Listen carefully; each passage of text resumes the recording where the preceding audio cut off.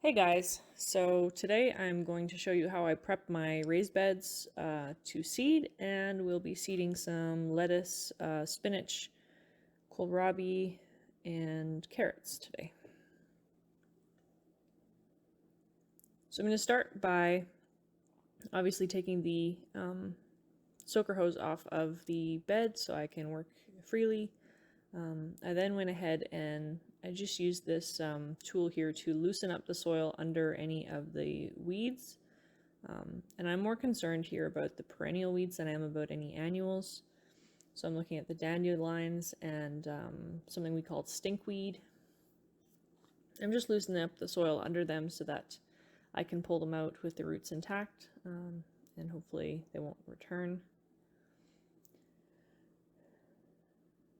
And it's nice to do this before you start raking and stuff, because you often can't see them, the littler ones, once you've disturbed the surface of the soil.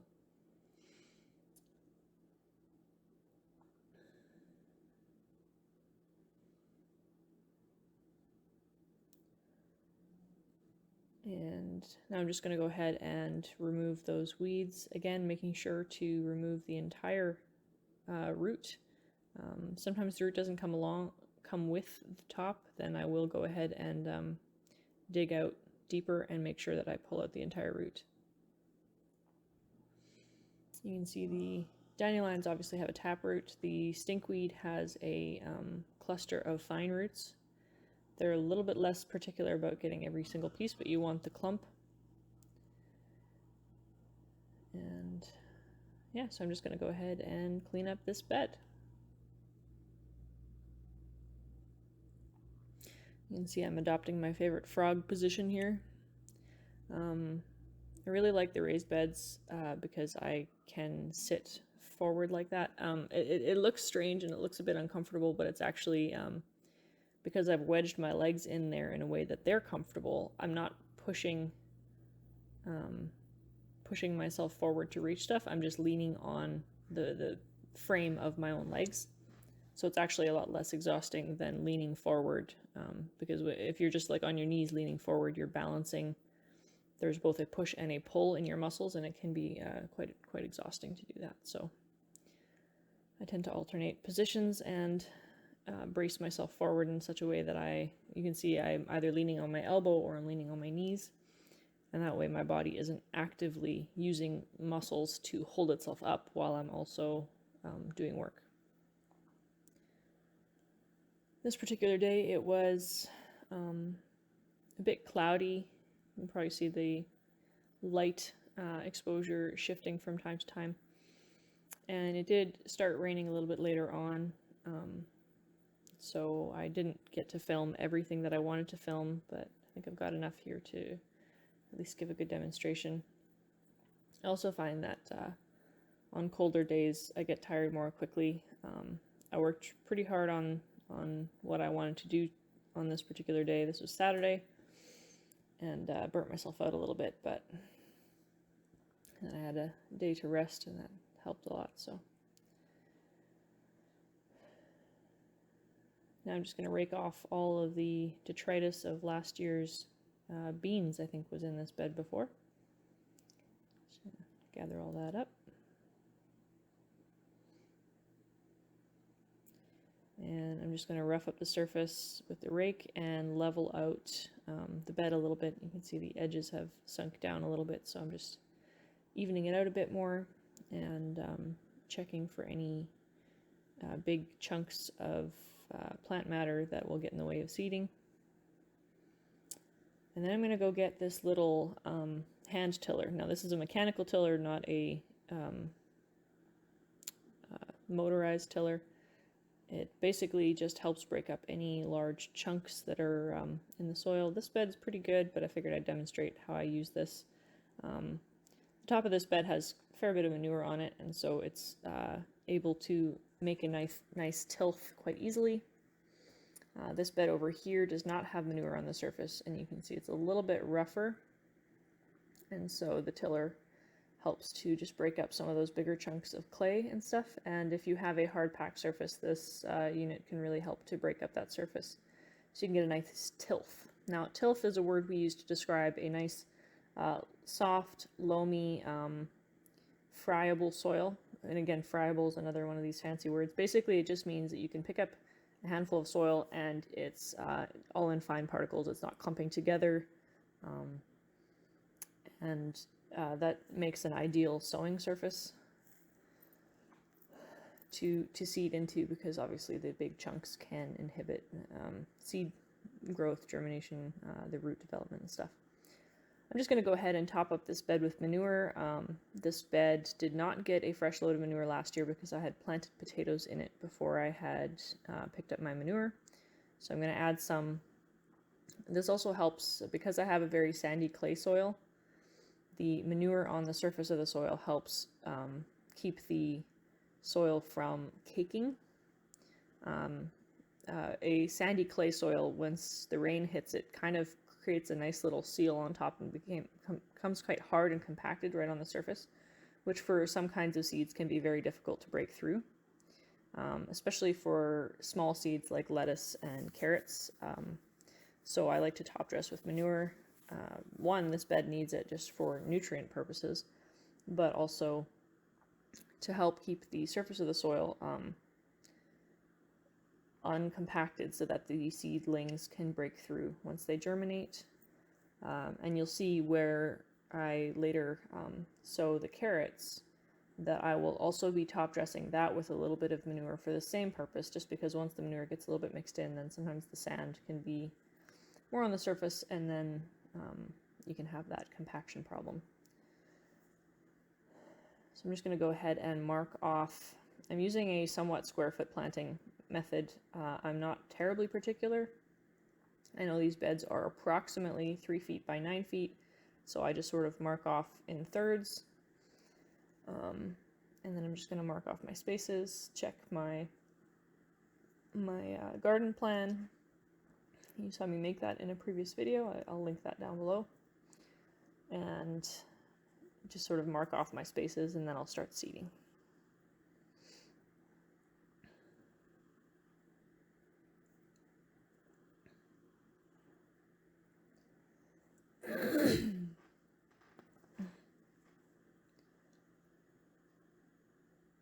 So the weather wasn't cooperating very well with me, so this might jump back and forth a little bit between this bed being sown and the other lettuce bed, but I basically use the same technique. Here you can see this soil was allowed to dry out a little bit more on the surface before I got to it, and it helps to make a nice sharp line.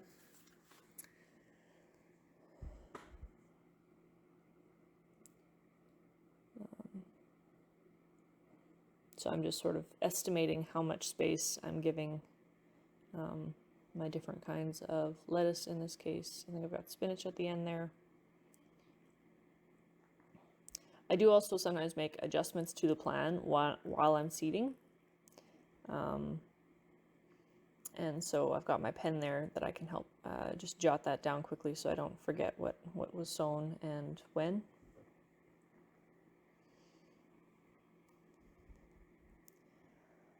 I like having, you can use a trowel for this as well, but I like using that little tool that I've got there. And I basically just put it to the left of the space that I'm seeding. Once I've done seeding it, I'll move it over to the next spot that I'm seeding, and that way if I have to walk away for a minute and come back, I don't forget where I was at in the seeding process.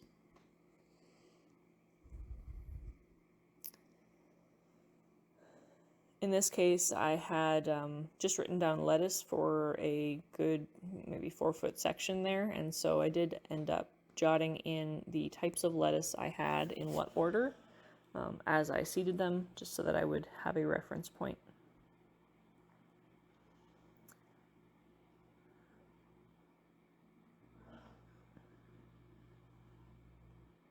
So you can see this soil is nice and friable. It's very soft. I can push my finger into it, and it's not big and lumpy, and so it's a really good texture for seeding into.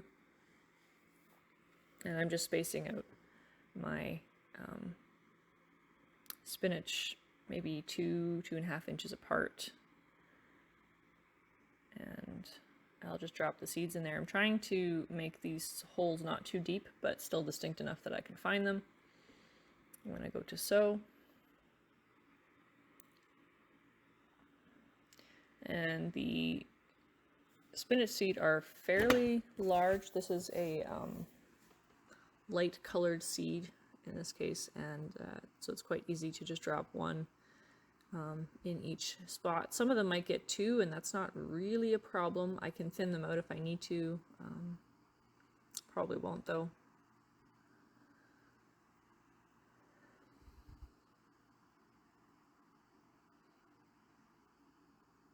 At this point it started to sprinkle a little bit and I needed to move my camera, so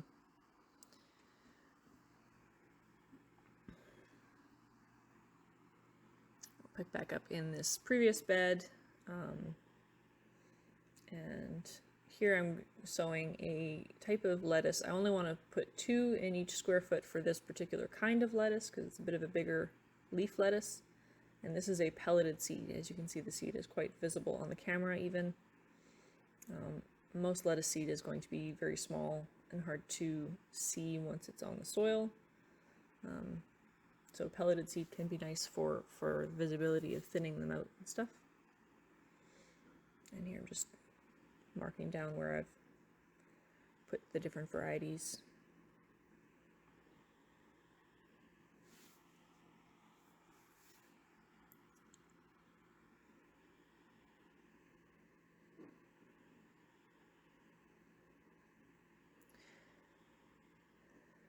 I do go ahead and water them in right away. I didn't get that on camera. I did that after I was done seeding and when it was raining, so I didn't have the camera going. Alright, for the carrots, I'm just going to go back to that bed that I prepped at the beginning, and I'm just going to push the top surface soil away. I should have actually probably pushed a little bit more off to the side, but I have about a 2 by I think a 2 by 6 section here, so 2/3 of the bed in both directions. So I'm just pushing back the soil there, and then I can sow my seed. This is a carrot seed called Bolero, and it's actually a pelleted seed. With carrot seed, I really don't like having to thin out a lot. It's just a waste of seed and a waste of energy and time, in my opinion. If I can avoid it, I will.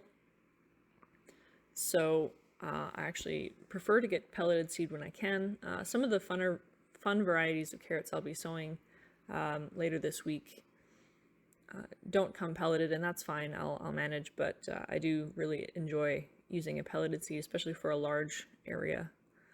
And as you'll see, it's white and granular, and I just sort of scatter them around. And it seems pretty random and unorganized, and that's fine. And what I'll do then is, because it's so visible, I'll actually go through and I'll just move the seeds around, make sure they're fairly well spaced. I'm not too particular about exact spacing, but I don't want 2 that are within an inch of each other generally. And I mean, some of them will be closer together than I expect, and that'll be fine. We'll just thin them out as they're growing, but I don't want to have to thin out every single spot. So I just go ahead and move them around. And it takes a little bit of time, but it's worth it in my experience to not have to thin too much. The camera strap keeps flopping into the screen here. It's going to get worse in a minute because as the wind is picking up, I didn't notice in time to fix it. So I'm not going to be able to show quite as much of this process as I had intended, but basically what I'm going to do is I'm going to separate all the seed, space them out, pat them down into the ground. Then I'm going to take that ridge of dirt that I had pushed off and sprinkle it over. And then I'm going to go ahead and top dress that with the manure to prevent the surface of the soil from caking. You can also sow radishes amongst your carrots. And because the radish seed germinates so quickly and grows so quickly, you'll have a crop of radishes before your carrots are big enough to be harmed by the interplanting, and the radishes will help keep the surface of the soil broken. They'll sort of break the soil in advance of your carrots. So that's something you can do if you don't have manure or compost on hand to top dress with. It's a good method. I just don't need that many radishes. We don't eat radishes much.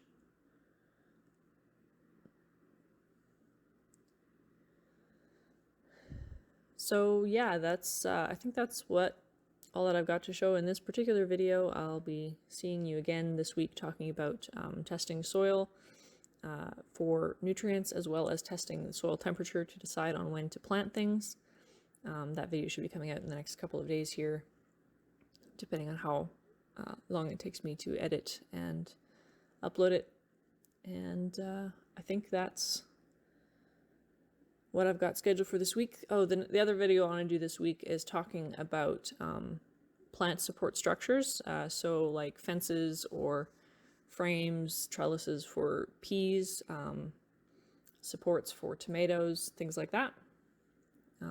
Hoping it'll be a fairly comprehensive video. I do also have that Q&A video coming. Unfortunately, my birdhouse is taking longer to make than I had anticipated. So maybe I'll do a Q&A with something else and leave the birdhouse for another day. Anyways, that's all I've got for you guys this week. I hope you enjoyed the video. If you did enjoy the video, please like it and comment. It's the best way to let me know that my videos are helpful or useful to you. I just want to make sure that my content is accomplishing what I want it to accomplish, which is basically I just want to encourage you guys, maybe give you some information you didn't have, or otherwise just be your gardening friend. And yeah, so I look forward to hearing from you guys, and we'll see ya.